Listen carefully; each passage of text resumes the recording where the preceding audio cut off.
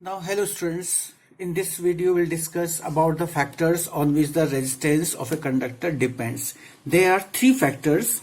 First factor, you can say R, that is resistance of a conductor, is always directly proportional to the length of the conductor. Okay, suppose it is the length. So it is, and this is the area of cross section. So R is always directly proportional to the length of the conductor. It is the first factor. Okay, if we increase the length 2 times, resistance will become also 2 times. And the second factor, R is inversely proportional to the area of cross section. Area of cross section, that is the thickness. Okay, like this. Okay, if it is thicker, wire is the thicker, conductor is thicker, then the resistance will be less. So R is always inversely proportional to area. It means for the thin wire, resistance is always more, always more. And the third factor, you can say, it depends, or it depends on the temperature. Depends on temperature. Okay, not exactly proportional to each other, but almost. Okay, temperature. So you can say the R approximately depends on the temperature T. By increasing the temperature, resistance always increases. Question arises, why it increases?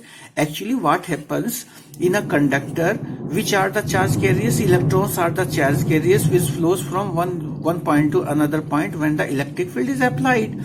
So when the temperatures increase, the kinetic energy of the free electrons also increased, and they start colliding to each other.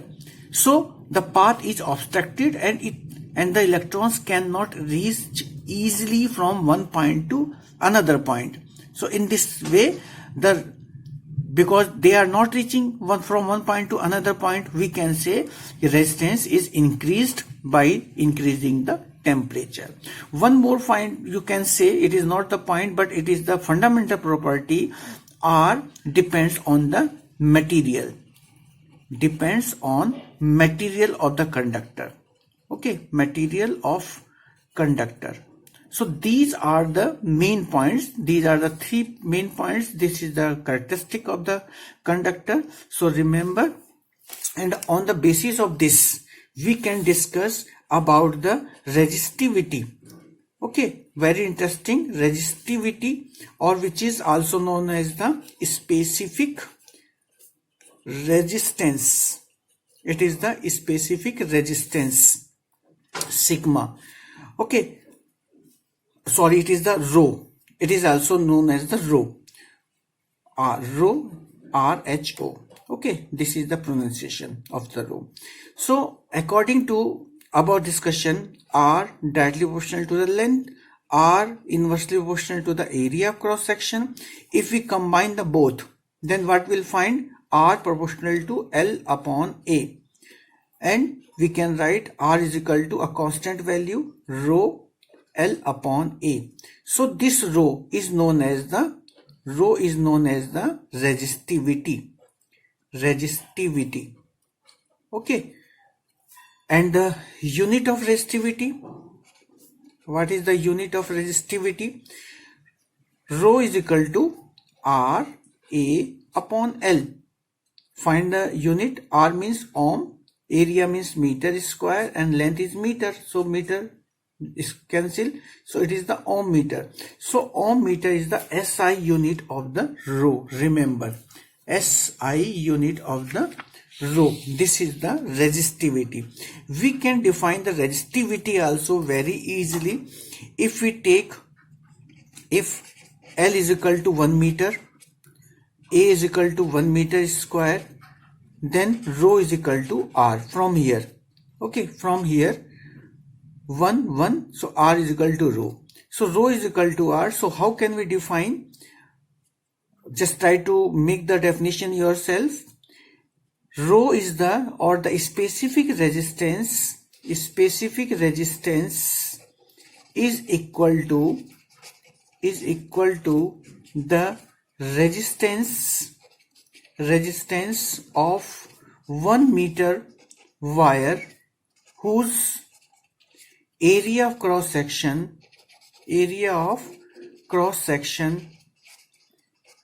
is 1 meter square. Okay, you can make the sentence in your own way also. It's very easy to make the sentence. Just remember the formula. Now see what are the factors on which it depends. Resistivity depends on the resistivity. Actually, resistivity is a fundamental property of the conductor. So resistivity depends only on the material. Okay, material of the conductor and temperature. Okay, only two factors. So remember, resistivity depends on these two factors only. Okay, I think it is clear. Now come to the block questions. Block questions, page number 209. Okay, see the first question number 1. On what factors resistance of the conductor depends? So already we had discussed R proportional to L, R inversely proportional to the area of cross section, R depends on the temperature and the material. Okay, these are the 4 points, 1, 2, 3 and the 4 points. Okay, now see the question number 2. Will current flows through more easily through one thick wire or the thin wire? So since R inversely proportional to the area of cross section, therefore flows easily through thick wire. Okay, but natural, it is from the thick wire. Now see the question number 3. Let the resistance of an electrical component remains constant. R is constant, potential difference constant, potential difference. So potential difference is decreased by half of its value. It is a half of its value. So what will be the I dash according to question? Okay, since V directly proportional to I, or V, if the same change you will find the I also. If V becomes half, it is half, then I will also become half. Okay, so therefore we can say I dash is the half of the initial value. Okay, it is just half. I think it is clear, because V proportional to I. Okay, same change you will find. Suppose the V becomes double, so I will also become double. So the same way. Now come to the question number 4. Why are the coils of the electric tester and the electric irons made of an alloy rather than a pure metals? 2 points you can see. पहला तो ये है कि its resistivity very high. Resistivity is very high. Okay, very high resistivity of the alloy. And second most important point you can say, alloys do not oxide. Oxide means burn readily at high temperature. Okay, at high temperature.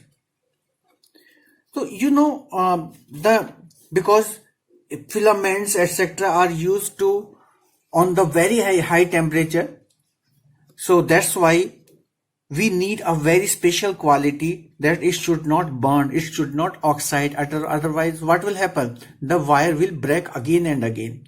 So this is the reason why we use the alloys in rather than the simple metal. Okay, in place of the metal we are using the alloys. Now question number 5 of the block. Use the data Table 12.2.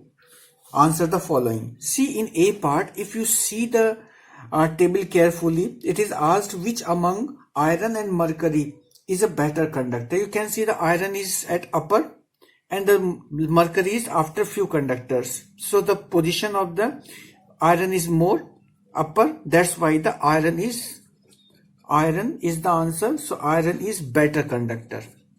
Okay, better conductor than mercury. And the B part of the question, which materials is the best conductor? If you see the table 12.2, you will find silver at the top. Silver is the best conductor. Why? Because its resistivity is minimum, because its resistivity is minimum. Rho is equal to, it is given 1.60 into 10 to power minus 8 ohm meter. Okay, this value is given. So this is about the block questions. Now in next video we'll discuss the resistances of a system, combination of the resistances. So series parallel combination we'll discuss in next video. Thank you, students.